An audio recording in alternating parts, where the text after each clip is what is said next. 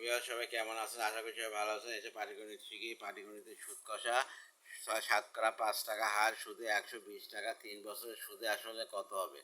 শতকরা 5 টাকা হারের সুদে 120 টাকা 3 বছরের সুদে আসলে কত হবে? সুদ আর প্লাস আসল। সুদে আসল মানে সুদ প্লাস আসল। তাহলে সুদ আগে বের করে নিতে হবে। যে সুদ বের হবে তার সাথে 120 হচ্ছে আসল টাকা। তাহলে শতকরা 5 টাকা হার। তাহলে আমরা এটা বলতে পারি 100 টাকার 1 বছরের সুদ 5 টাকা। অতএব 1 টাকার 1 বছরের সুদ 5/100 টাকা। অতএব 120 টাকার 1 বছরের সুদ 5 × 120/100 টাকা।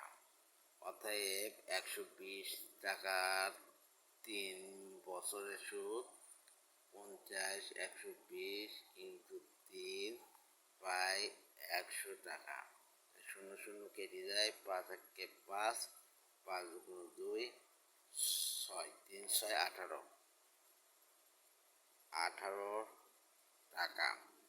অতএব সুদ আসল সমান সুদ প্লাস আসল। সুদ কত? 18 টাকা, আসল হচ্ছে 120 টাকা। যোগ করলে কত হয়? এটা 8, এটা 3 আর 1, 138 টাকা। অ্যান্সার 138